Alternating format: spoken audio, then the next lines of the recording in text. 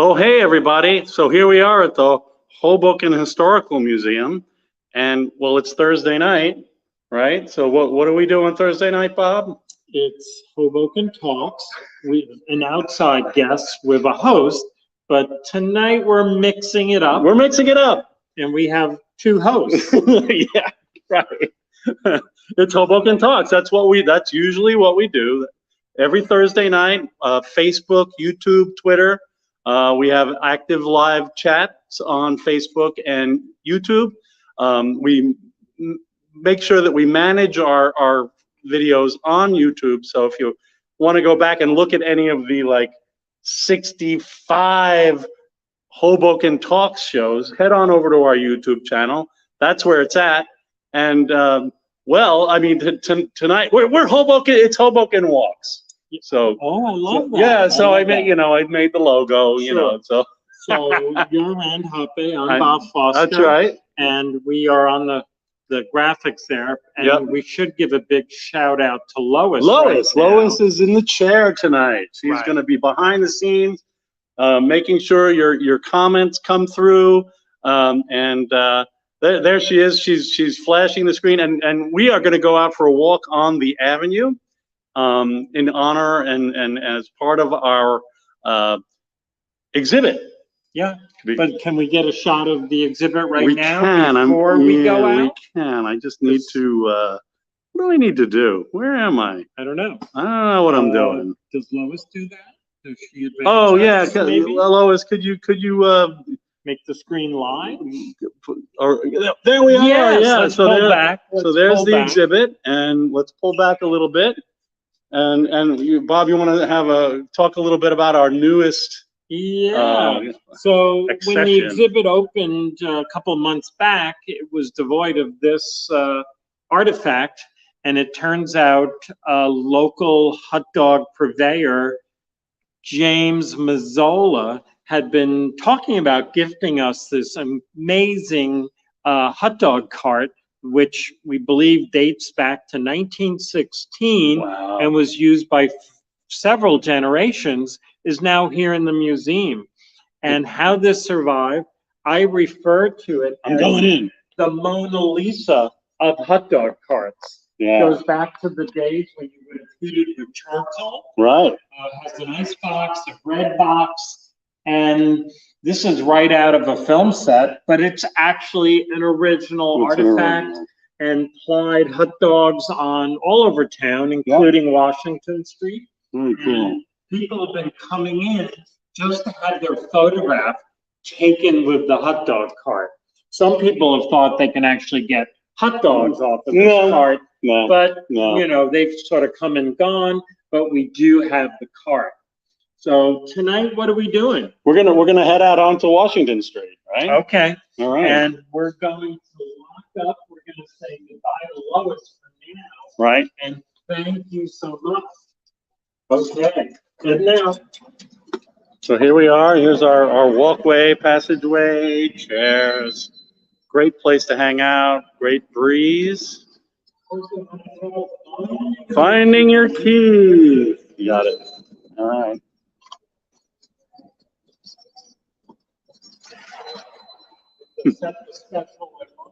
All right. There we go. All right. There we go. We're off. I'm shooting into the sun, which is brutal. Yeah. And let's head on up to 14th. So what are we going to do? Head up to 14th? Yeah, we'll start on 14th and walk south. Right. We don't really know how far we're going to get today. No. We have 45 minutes an hour. Yeah. And the idea is a normal game. It's a game that lots of people play all the time. That's right. And we basically stand in front of a business and then sort of shoot the breeze of what the hell was there in previous years. So we had to, when we were looking at the hot dog cart, Eric Kammer, hi Eric, said yum. And so it's great to see you. And we do want Eric to participate in this That's game. right. He is an uptown guy. It's true. And he's got some years on us, so he's probably going to remember some things. Yeah.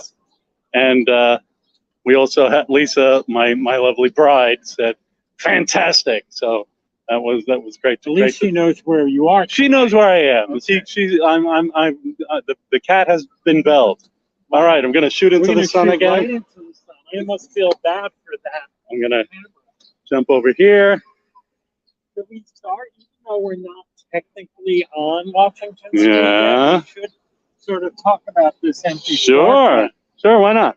So we're on 14th and Hudson, right on the east side of the street. Yep. And you want to give a little background? Hudson Tavern. Yeah. Tom Brennan was the last owner. Yep. And before that, it was Lady Jane's. Lady Jane's, which was, a watering hole for a lot of people in, I guess, the 1980s. Yeah, and it was this has been renovated. Right? I mean, is this the original? Was Lady Jane's this?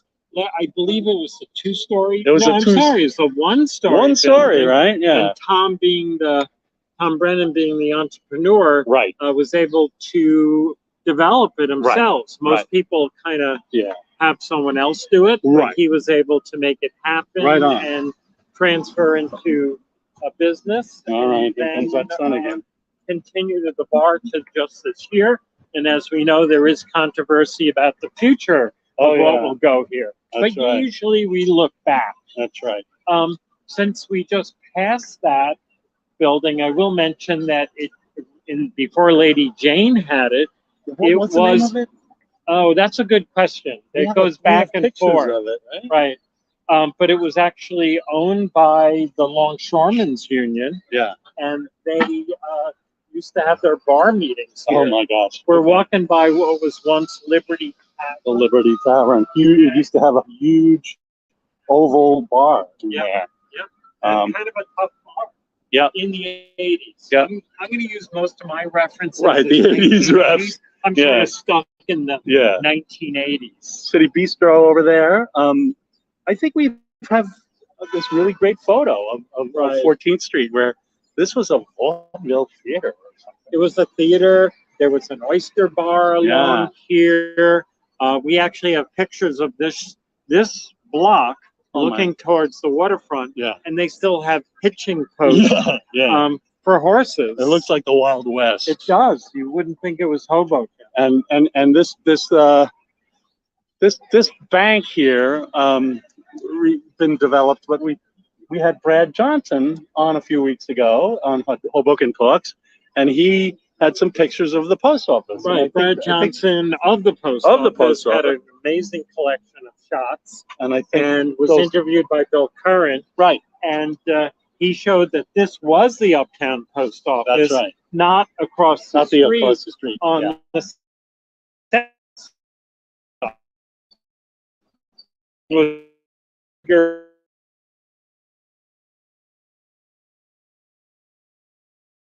What's happening? And okay. Looks like we had a little bit of a signal buffer there, perhaps. Hopefully batteries are charged. No, batteries are charged. So we have city. Show a shot of the graphics on the Madison Bar and Grill. Sure. Yeah. It's a Madison Bar. Grill.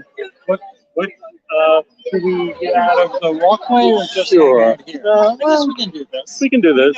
We know Dave. He's a good friend. Dave's a friend. We won't get put down. No. And so, what can we say about the Madison Bar and Grill? Well, I mean, we have some really great photos of it being decorated by a United Decorating Company. That's true. That probably goes back to the turn of the last century. We have a great photo of it where it was maybe that's the same photo of it being decorated, but where the traffic light was in the middle of Washington Street. Right. There was hilarious. In the middle of the street that was kind of on a pedestal. Right. It would make you slow down if it came around the corner. And when it's slowing down now. No, but I guess other than its current incarnation with Dave, I guess its biggest kind of claim to fame, as it were, was the Tommy Vazzetti place. Exactly. Right. Vazzetti's family was a prominent builder in town, and they own this, and it still has the original name. Yeah. And there are pictures of it in its heyday, but there's also pictures of it, shall we say, on the downside. Right. And there's guys who lived upstairs who might not have been able to make it upstairs because they were imbibing, and then would sleeping on the pool table. Yeah. But also, it did start to come back in the late 70s, and I know there's a postcard of in the interior, which is very beautiful with the painted glass ceiling. Yeah. And I know that Steve Zane, photographer, Right. He did a sushi club here. Oh, that's right, he did. That's right. Yes. All right, so we're gonna start heading south on Washington Street. It's hopping. So what do we have here, Bob? It's bin 14. Yeah, bin 14.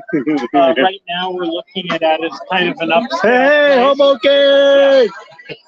And in the day, bin 14 was Kelly's Pub. Kelly's Pub. Which we would probably refer to as a tough drinking bar. Wow, this place. Bucket of Blood? Is that how was that? What were some of those names? I kind of forget. If anything, I didn't really hang out at Kelly's, but I remember you could buy those little beers for a quarter, and then shots of scotch. But you had that.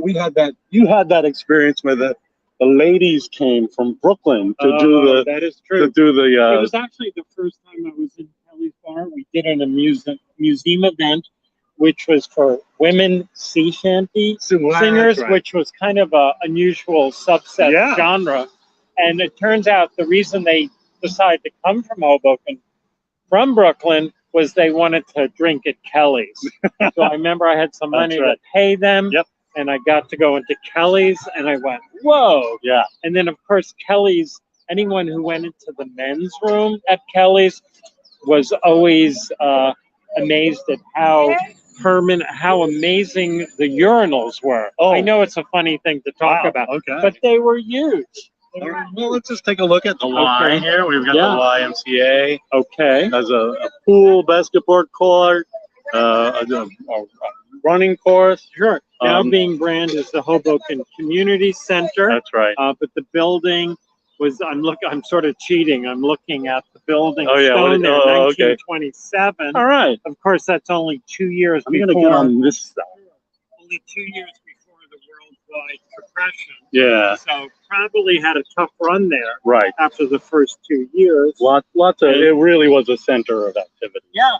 Inside there would have been a gymnasium with a second level for running track. Yeah. But not like the type of gym we would call when we expect an exercise gym. No, it was a 1930s thing. Exactly. And there were sitting rooms. Whoa. And it's Eric's neighborhood. That's right. That's right, Eric. We are here. Yes. The Y is a lot of square footage. Yeah. A lot of activities ran from there. Yeah. Camp Tamaqua was kind of famous. That's for right. old Up in timers. Harriman State Park. And that ran out of there. So it kind of had a youth program. Yep. But it also had these very kind of elegant rooms with fireplaces for, I don't know. Lounges and literary readings and kind of an upscale La Creme Hoboken. That's right. And hopefully will return. Oh, and of course an indoor swimming pool. Yes. Too. Yep. And so at least to learn to swim. Oh, really? Yeah. Indoor, the museum does have a kind of an amazing collection of photographs. Yes, we do. When this place first opened. Yeah. So we're looking obviously east. Yep. We have the yellow flats here, right? Which is the second block of flats on this block because the first block burned down. I don't think I knew that. Yeah, there was a whole set of flat apartment buildings here, and they burnt down, and then they built the yellow flats. Let's take another look. We do have a couple interesting residents that appeared who lived here over the years. That's right. Do you want to talk about one? No, you go. Okay. Yeah. Eddie Green. Eddie Green, who somehow has sort of faded away, but there's probably about 4 or 5 biographies on her. Yep. And we've had different people speak at the museum. Hetty Green was known as the wealthiest woman in America, but also had a subset title The Witch of Wall Street. Yeah. And was known, the reason why she in Hoboken when she could have lived out the Waldorf Astoria every night, turns out she was fairly frugal. Yeah. One of the reasons she amassed her fortune and doubled it from an inheritance. An inheritance of the whale oil inheritance from her parents. Right, Yeah. in Massachusetts, Yeah. New Bedford. And she was really hanging out in Hoboken to avoid banking taxes. Right. And so that was kind of a big deal. That's why she came here. But these in the day were kind of clean apartments. And Hetty was close to the ferry and could go in and out of New York quickly to kind of check on her dividends. That's right. And Blind Tom was also in here, right? So he was kind of a savant-like piano player and composer. Yeah. His real name was Tom Wiggins. Yeah. He was African American, and unfortunately, I mean, he did have when he was at his height, he was one of the highest paid performers of American background in the United States. But of course, his handler, Mr. Bethune, Colonel Bethune, got most of the money. Right. And the family kind of, I don't know, would say gave permission for this to happen. Right. But in his later years, Blind Tom lived right here. Yeah. On actually on 12th Street, the next block down, but in Yellow Flats. And the thing about it too was we have some pictures of the Yellow Flats from the 60s where things are not looking 70s. Too good. Yeah. You know, and specifically, I remember seeing some Yellow Flats because, but we, you know, Hoboken did not have the what you would call the urban renewal in the way that a lot of other cities did. But we did get money or loans for the applied development came in. Like Rand saying, most municipalities would have just said, tear it down, but you know, put a tower in the garden. To Applied's wisdom and the way the grant structure was set up, they said, let's rehab these older buildings. So there's a lot of them around town, and they are the contracts on those loans are running out, so they're not necessarily any, affordable any. They're moving to market rate, but they're really a wonderful thing. In there, who lived there since they were renovated in the 70s. Yep. Again, a credit to Applied. That's right. So we're still, where are we, on the 1200? We're only on the 1200 block at 18 minutes in. We're going to stop for refreshments. So we got some pretty classy stores right here. We do. And I'm going to say that when I moved here in the 1980s, that this particular block, a lot of uptown Hoboken was boarded up. And I'll pass along Barbara Corman's line about the uptown shops. Okay. Oh, here's the little grocery. Everybody loves the egg sandwiches here. Okay. I'll just leave it at that. I have to do one. I'm vegan, so no egg sandwiches for me. But and Stingray Lounge. Do we have a comment? Yeah. Oh, Eric Hammer. What was the style of apartments before the Yellow Flats? I don't know. I think they were just kind of regular tenements. Right. These apartments are pretty early though. They are. 1905. Yeah. And were considered kind of like well ventilated. Yeah. They were modern. Not fire hazards. Right. And like state-of-the-art apartments, which was kind of a new thing. So Mrs. Corman's line was that when they were living here, that so many of these storefronts, the wooden aspect of it, the cornices and the frames on the windows were all painted brown. And that might be when it was, boarded up, as you would say as well. And she knew things were changing in Hoboken when they started getting painted bright and interesting color. Okay. I can remember a storefront uptown, not super wide, like we were just watching. The rent would be $500. Yeah. Which is kind of, at the time, was, considered maybe even a little high. Sure. Paid that. You had organizations that had storefronts like the Jewish war veterans had a space. Yeah, where was that? Was We it just down walked. No, we just It was up walked here? by it. Oh, Yeah, man. yeah. I lived at 1204 Garden at the time, Oh, you so I did. kind of knew this block. I got you. So, All right, this is a miniature restaurant. what's that? Miniature restaurant row here. Lots of Okay. yeah, a lot of. Okay. There's Arlene Silver. Hey, Arlene. Hey, Arlene. We're live. So That's good to see her. probably one of our favorite stores, which is the old Schnackenberg's Luncheonette, which That's right. was 1112 Washington Street. Yeah. And an amazing establishment. The sign is still up above us.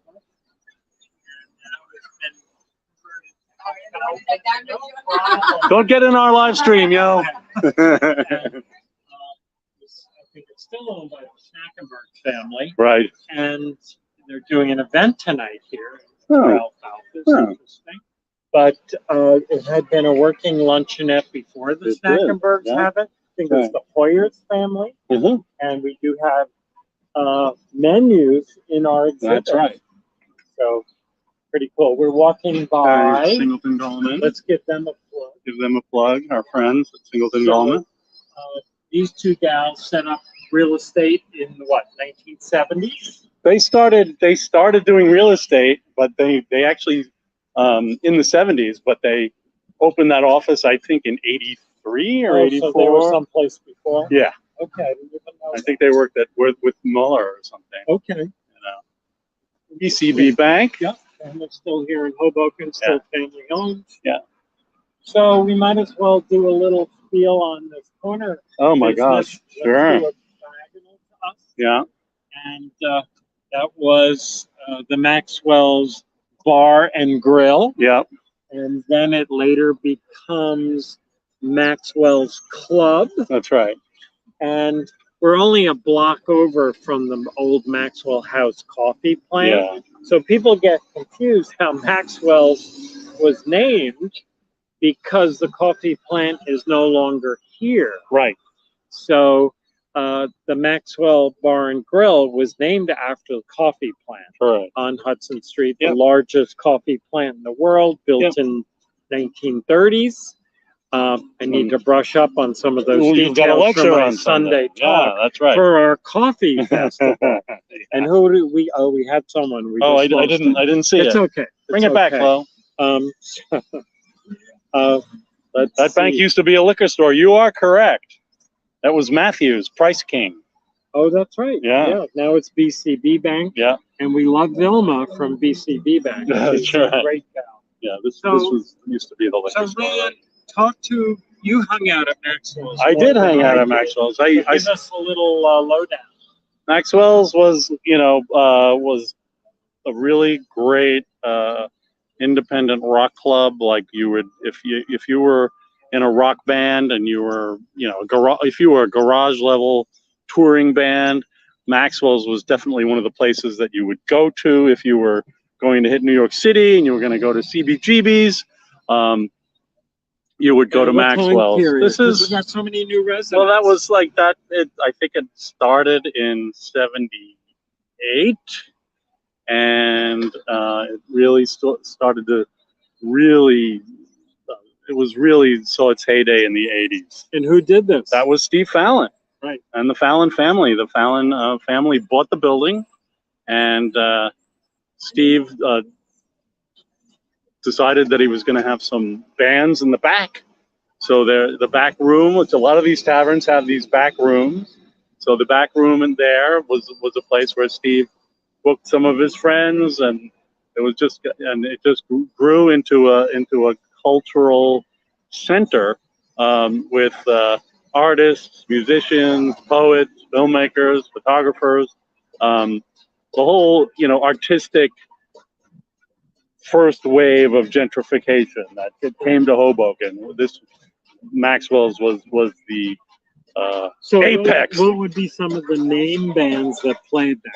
The big names that get mentioned are Nirvana and REM. Those are the ones that seem to have popped into the larger culture the most. If you're still involved in kind of like lesser than that, as you know, Husker Du and bands like that are, you know, still kind of an indie band. Right. I'll run into a lot of people who will claim to have been there when Bruce Springsteen shot a video in the back room. He did. Yeah, they completely reworked the back room and shot the bar scene from the Glory Days video there. Gotcha. It did not look like that at all. They completely dressed it up. Okay, so but the one waitress, bartender was Martha Griffin, and she is in the video. Right. It was shot by John Sayles. Oh, right. Yeah. Who was a resident Hoboken. at the time. That's right. And he's a movie maker. Yeah, definitely. Very notable. Script doctor. Sure. Definitely, definitely. And of course, I joke, if I met all the people who claim they have been there when that video was shot, Right. it would have meant there could fit 500 people in that room. Yeah, no. A lot of people forget how small that room was. It's not a big room. It was, are we talking 100 people? I don't know. 150. Right. But it was a good sweaty mess. It was a good sweaty mess. Yeah, you know, you could always go in and out and hit the bar area or walk outside for a smoke. I got to say, that was my favorite thing about Maxwell's, is that I was you know, more into art and cartoons than music. I enjoyed the music. I worked the door in the back room for a year, like '87 or something like that. And the thing I really liked about Maxwell's was that there was a front room where you could hang out with your friends, and then the band came on, and the band was in the back. So the size of the space and the fact that there were these two distinct locations that you could hang out in the front and have a great time with the jukebox and the beer, and not necessarily get overwhelmed by the band that was going on. Right, because if you're in with the band, you couldn't talk to anyone. No, you couldn't talk to anybody. Just soaked in the music. That's right. That's right. And Maxwell's did have a really big reputation. I can remember being here on Washington Street, and if a car pulled up and was asking for directions, you knew from like the way people were dressed and how they were dressed. Yeah. Exactly. It's like, yeah, Maxwell's that way. Exactly. And you just go, fine. And that, you know, this is pre-Carlos, and so that's right. That's why they were coming here. That's right. So I would often joke when Carlos became the big thing also on Washington Street. I don't think we'll hit it tonight, but I would say Maxwell's is kind of, you know, like the Carlos of today in a certain way. In as far as pop culture is concerned, definitely. Music and food. Totally different. That's right. Marta Renzi, colleague and collaborator of John Sayles, will be at the museum tomorrow. Wow. That's right. Yes. Definitely. Thanks, Lois. Yes. And, all right. We might as well, before we cross that. Where are we going? What's going on here? In the middle of the street? So that's our were you going to go to the plaque? Yeah, we're going to go to the plaque. That's our baseball, home place and baseball plaque. When you think about it, Washington Street is packed with a lot of history. It is. And here we are looking at it. Let's go closer so you can read the so you can read that thing. And I'm going to read it. On June 19th, 1846, the first match game of baseball was played here on the Elysian Fields between the Knickerbockers and the New Yorks. I didn't know that was called New Yorks. Yeah, it's a New York. Anyway, it is generally conceded that until this time, the game was not seriously regarded. Okay. Kind of like, who wrote these words? Anyway, it says donated by the Hoboken Industrial and Business Association. I don't think that organization exists with that name.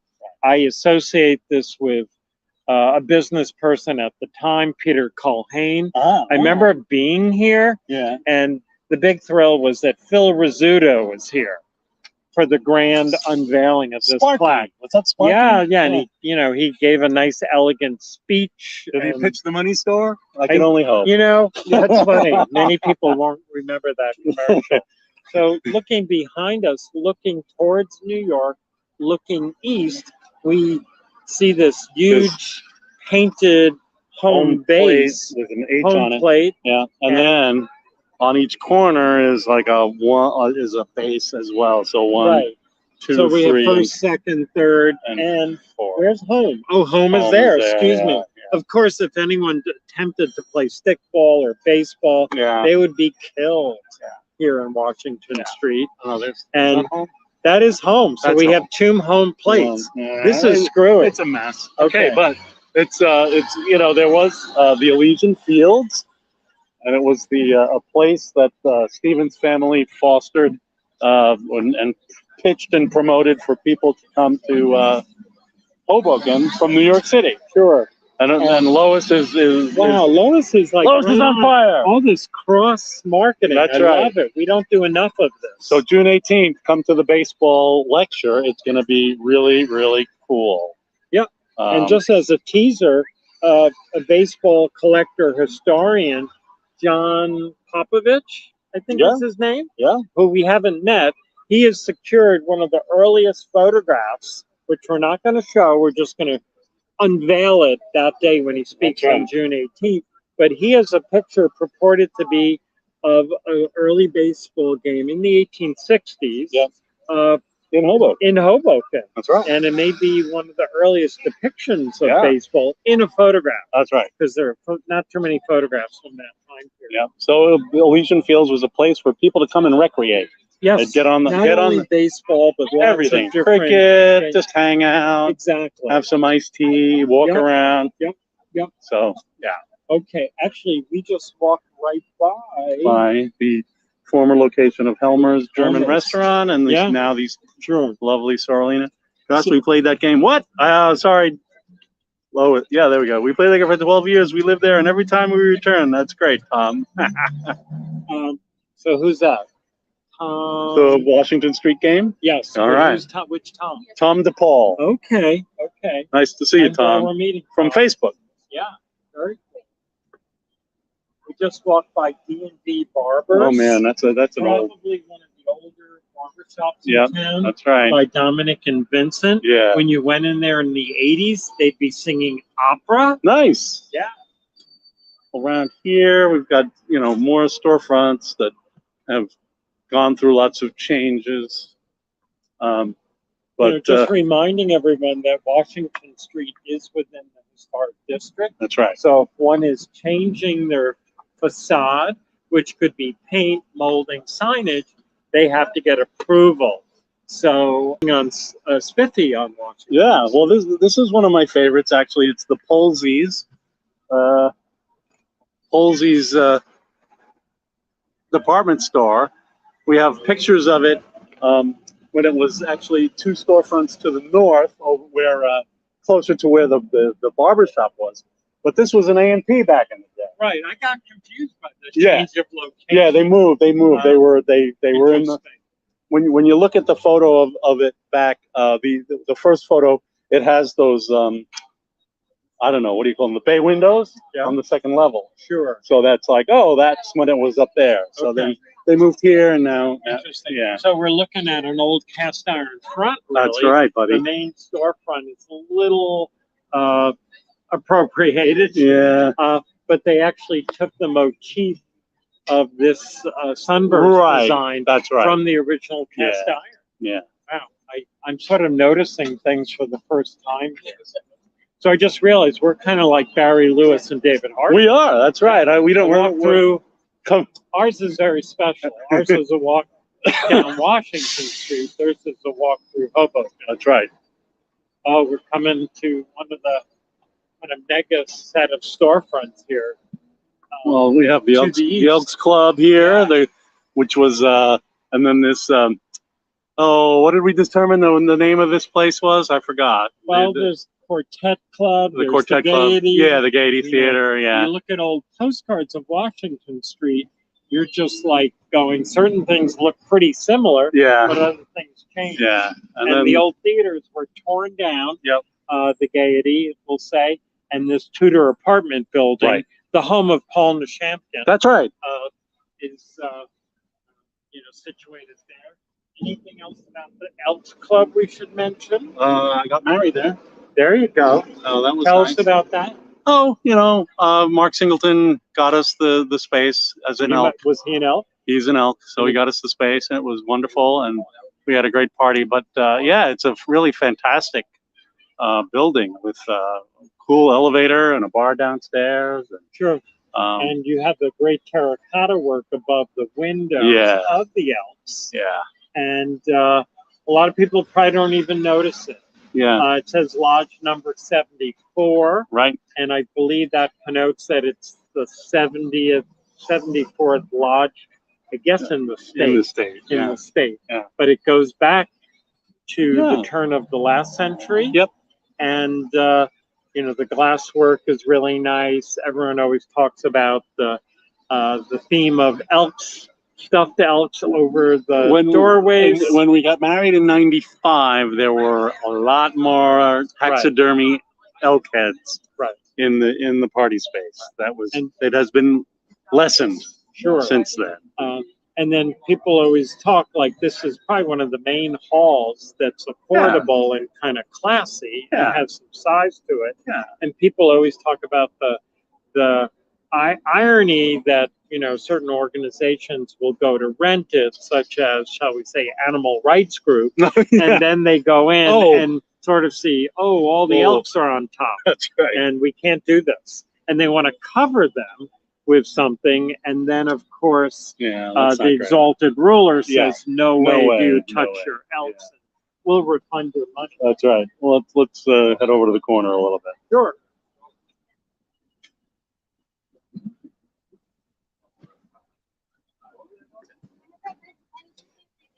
We have some great shots of some of these storefronts here. Of course, the Tucker Drugs. It's the historic, the historic shot. Classy. Yeah. And very amazing. And so we have the Elysian. About the Elysian.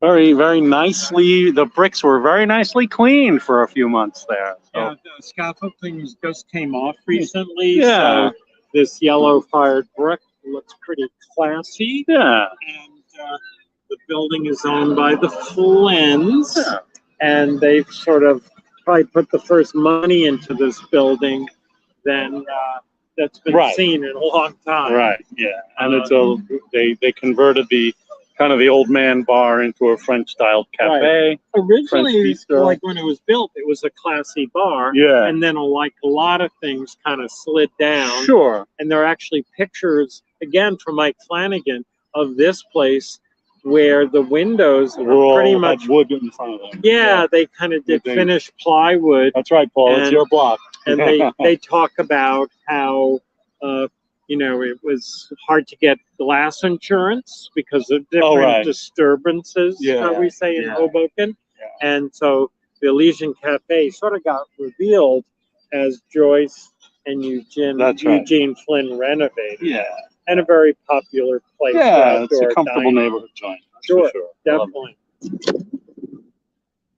Looks like we're shooting some film. We still have our. Do we know much about this production? No, not really. The Uma Thurman, Sam Jackson. Right.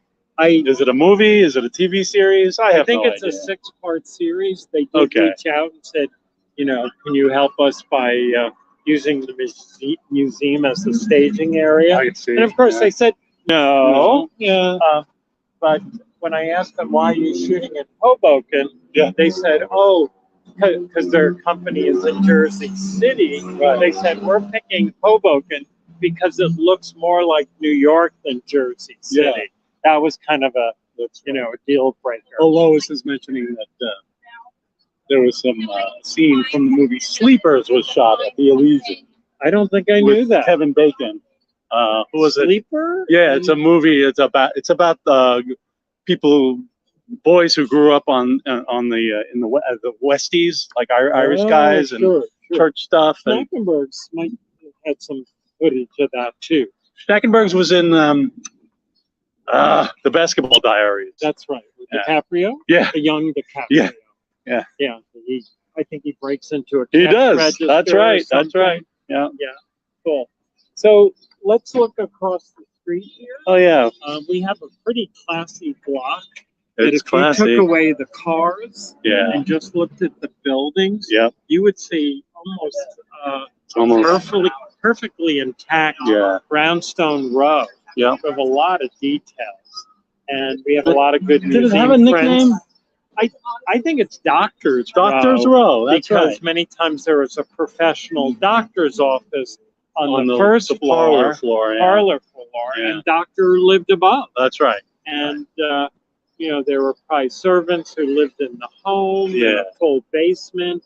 And probably one of the nicer sections it's really of Washington beautiful Street. Beautiful block. Yeah, definitely. It's all these cars that Residential. muck it up. Some cars, man. Yeah. Let's get these cars off Washington. I'm ready. That's just me. Bring on the electric bikes. We need the Washington Street busway. Stay for 15 minutes. So we're getting down. We're getting down to 9th Street. That's fun. Alibaba's been around for quite a long time. Abe is great. The food is delicious.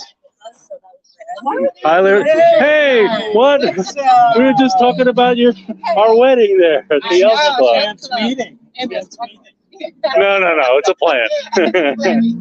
So, Lisa, what's your favorite place on Washington? My favorite place on Washington, well, I've got a few of them, but I'll say Alicia.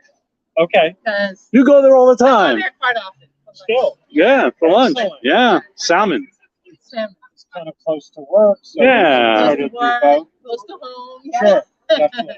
We met the other night, we found a ping pong table on Washington Street, and we just thought we had scored. That's right. And then And it what was so happened?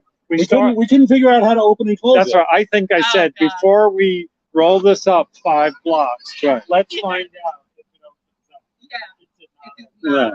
So, but lo and behold, someone else let us know about a ping pong table. That's right. Awesome. Life It was a went good on. time. Yes, definitely. Oh, right. Definitely. Well, I'm going to join you guys for a little bit of walk if you guys are still walking. Oh, okay. Of course. Yeah, so we were in, the microphone is pointing this way, so some of your stuff didn't come through, Lois is saying. Did you didn't bring the The microphones did not work. Oh. I couldn't get the mic to work. So here's Amanda's. Oh, Eric is saying, Dr. Sussman was the east corner of 9th, and the Club Scouts met in the church with a manual bowling alley in the basement.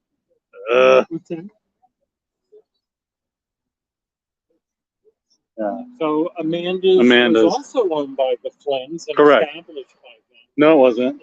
No, was it? No, it was established by Dave Roberts.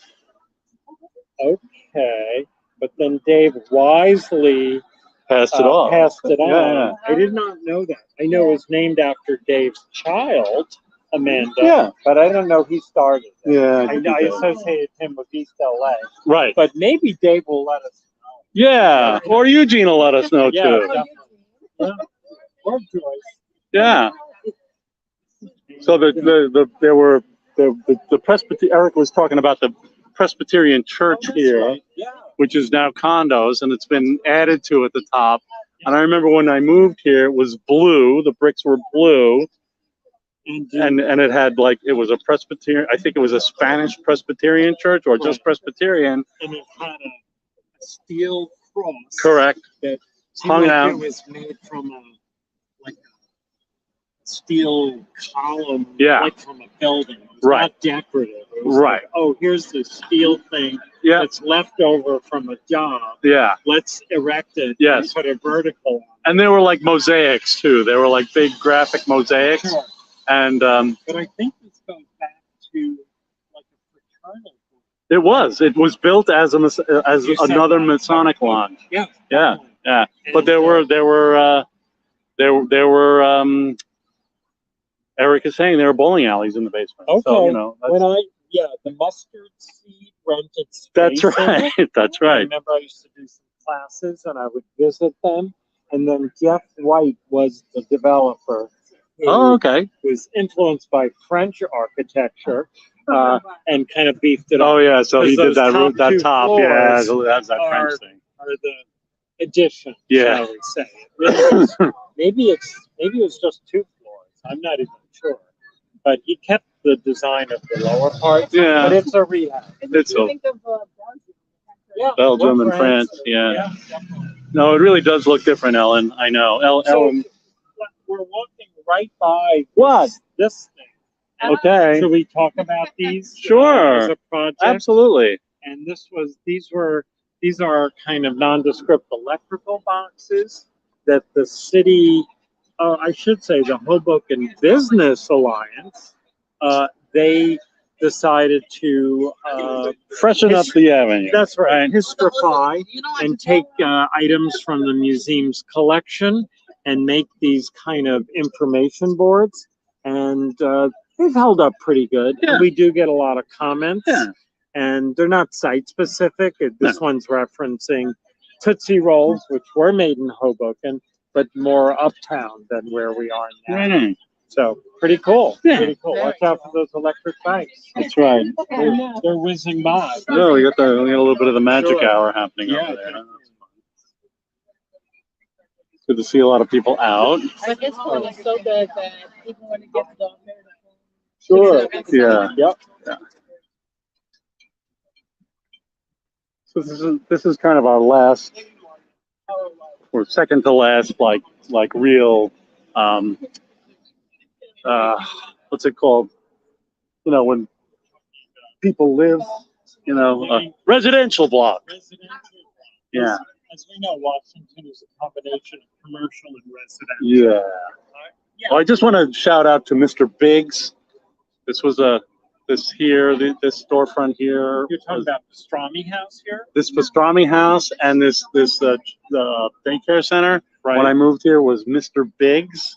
Okay. Superheroes. Tell me about Mr. Biggs. Mr. Biggs was a sandwich shop and an ice cream parlor, Right. but on the corner was the pinball and video game arcade. So if you were looking to, you know, pass some time, that Yeah. was a lot of fun. Played Terminator pinball and Arkanoid video, and Mhm. it was really fun. Grandma that worked there. This is the B&B Gourmet, the former Arix Oh, Deli. right. Isn't there the original sign? It's still under there. It's kind of hard to see. Can we see it? No, but it is up there. All right, underneath. Underneath the awning is this And fantastic when sign. Rosanna Luciano, Yeah, Luciano. Yeah. she talked about how she would go into that store and they would just give her Yoo-hoos and Tempest. chips and things like that, and she just thought they were nice. Yeah. But it turns out, They had a barter deal with her father at the laundromat. Oh, yes, down the block. Tom DePaul, yes, Mr. Biggs, Tempest, that's right. Tempest was a great game in there. And then Restaurant Ninth, that's right. That was a really great restaurant. So what can we say about these unusual Oh, apartments our that mid-century buildings here? don't really fit in? We get queries sometimes. We had Siobhan Stevens ask about them because she grew up around the corner and she's like, what is going on with these things? What was here? Wasn't there something here that was more Hoboken-like? Guess what? No. It was the Admiral Benson Club in World War I. Well, it was an officers' club, and I'm gathering it was made out of wood because it burnt down in like 1919. Big fire. Big fire. It took out the church that's across the street from where we live on Bloomfield Street. Yeah, It took that church out. Took And the it was church, an empty lot for a while. and it was an empty lot for a really long time. And we have newsreel footage and photos Right. from like the 40s. No. We have newsreel footage and photos from the 40s and the 60s when this lot, there were billboards. Oh, okay. And that's it. They did this. So whenever these things were built, it was after many, many years of being an empty lot with billboards on it. So they got revenue from the billboards, so Yeah. they just held That's off right. until rates went up. That's right. I'm thinking 1950. Sure. It could be. Yeah. Yeah. Yeah.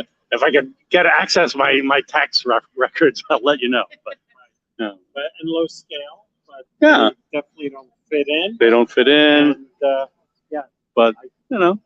when someone asks, they're asking about these unusual buildings on Washington Street that don't fit in, I just know what they're talking about. They weren't built in 1880 like everything else. That's right. because that was around the, you know, it was the big immigration rush, and it was the the big construction rush as well. So famous deli here in Hoboken. Vito's. Vito's Deli. Delicious. And Big Mutz Fest coming up Sunday. Oh, wow. Okay. We'll see what happens. Are you eating much mutz these days? Not me, Lisa. Lisa would. I know people Yeah. who would sort of sell their brother and sister. Right on. And we have. People always ask me, what's the best mutz? And I always say, whatever store is the closest. CRAs are early. Yeah, you're right. You're right. You know? Show Nail and Spa was Giant Laundry from the Luciano family, right? Or Richie and Yes. The family ran this for years and years. I can't remember. Altamura. All right. And then bagels on the Hudson. S2E19 Tavern, been here for quite a while. Has an oval bar inside. We have a T-shirt that was drawn by Kevin McCloskey for the S2E19 Tavern. He was a bartender there. Yeah. There's margaritas. Hey, there's Jack. How's it going? Over there we have the. We should do the stroll more. Yeah, we will. Yeah, definitely. I'm always driving around. No, but you know, this I'm is not seeing the people. especially on a lovely busy night like this. That's right. Talk and walk. We can do both. We can multitask. This is where the literary shop was, a kind of a goofy comic shop bookstore back in the day. Dude, what can you say about that? Well, what I'm entertained by is that the fact that the sign still exists, but it's just a big block. So who ran that? Well, so it was owned by a guy named Paul. I don't remember Paul's family name. And then he hired Vinny Rossi to work there, and Vinny was in there, and they sold books and comic books. And then Vinny moved on his own and opened up a comic shop on 12th Street. Which was an amazing environment. Yeah. I mean, Yeah. I'm not a comic book person. You're right. But I would go in there. It's really small. Yeah. And Vinny was always intense. Yeah. And you felt you were in Vinny's world. You were in Vinny's world. 8th Street Tavern was called Charlie's, I think, years ago, says Tom DePaul on Facebook. So here's a question. All right, what do you got? What was here at City Lobster? Oh, and I don't God. know the answer. Does anyone know? City Lobster. It's right next to the post office. This was a really it was like Davis Stationery. It was a really kind of a low end, kind of like Lotto and newspapers and stuff like that. But I don't know. I'm assuming that the East Asian, the South Asian people, the Indian folks who bought it from something that existed already, and I don't know what it was, but maybe somebody with some longer. And the I guess we call this Midtown Post Office, or is it Oh, uptown? Washington Kinda Street, weird. just Washington Street. Okay, Yeah. so Washington Street Post Office Yeah. is the only one on Washington That's Street. right. We're at the 700 block. Yep. And that place has not changed at all. No, not really. Yeah. Uh, I'd like to, tip my hat to Frank, who used to work in there. He was a great guy. I think he was a Boricua. He was a Puerto Rican guy from the projects working in the post office, and he was very helpful to me back in the day. it is funny how Hey, there they go. We're on their way to the Hoboken motorcycle. that's right. Big party tonight. That's a scary thought. No, yeah, have you ever been to one? No, but Oh, you should go. They're fun. They're fun. Actually, we should do a Hoboken Talks at the Hoboken Motorcycle Club this summer. Right? What do you think? Okay. We know people. You know people. We should look across the street at the Mount Olive. Mount Olive. Yeah. Baptist Church. Yeah. And oh gosh, do we know much? Oh, it was Methodist. AME. Yeah, it was originally another congregation. Yeah. built And then by the- 1870s-ish, like Yep. a lot of the Hoboken churches. Yeah. And then they go out, and the Mount Olive Baptist Church takes it over, Yeah. primarily an African-American Yeah. constituency. Yep. And then had a major Major fire and was totally gutted. Yeah. The only thing left after that fire was the facade, and the city really wanted to take it down. Oh my. And the fire department. And the people who worship there just said, this is our only church. We Yep. want this church. Yeah. We don't want it raised, and we will fix it. Yeah. So you can see the doorways were Those Baptists, yeah. reconfigured, stained glass. Yep. And here goes New Jersey Transit Police. And anyway, so it's very different. I'm going to guess a lot of the congregation comes from outside of town, and you actually see people double parked during Oh, yeah. the service. Absolutely. Yeah. There's some sort of That's right. agreement with the city. Absolutely that for you can double churches. park. Yeah. And when they do the Arts and Music Festival, they don't go above this block usually Right. because it would interfere Yeah. with the service. Yeah. So, you know. Eric Cameron is on Facebook. He's saying there was a video arcade mid-block, but he doesn't remember the name.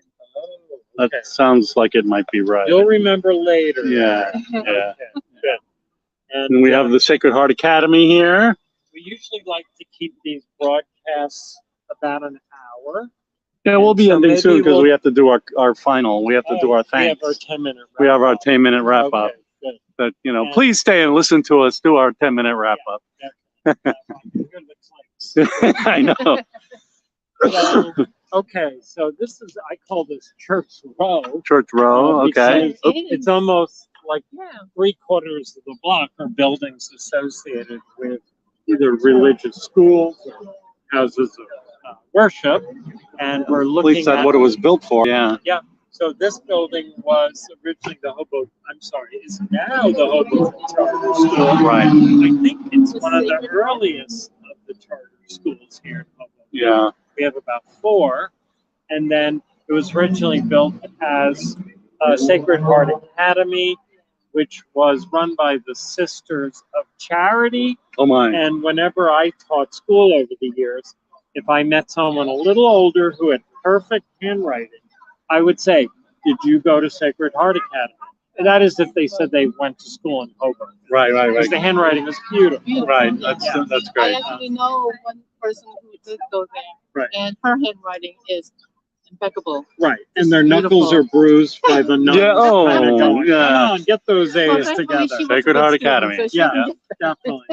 And gosh, now this building is also owned by, I think, That's right. the charter school. Yep.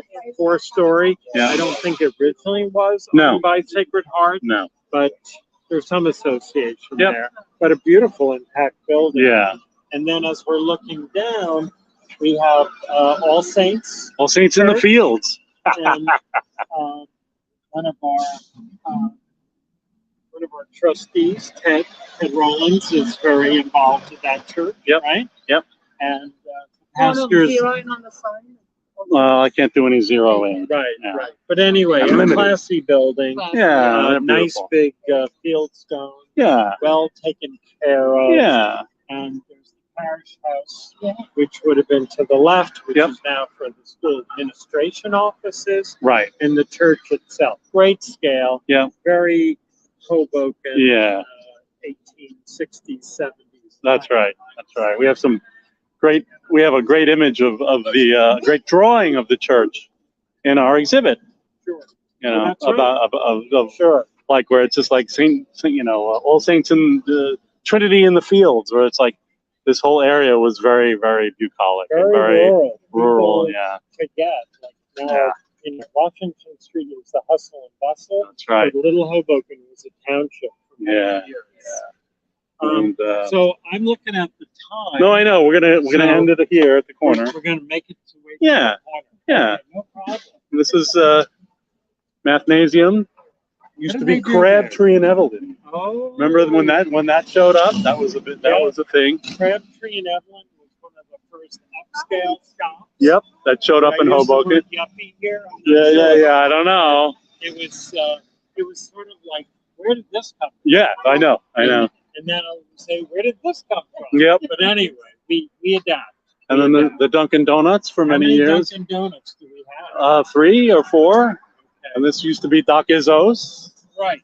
Which We was should mention. Can we mention the mural? McKevin's sign? Sure. There is signage. We're just looking at the sign here. So there is signage for the old Doc Izzo store.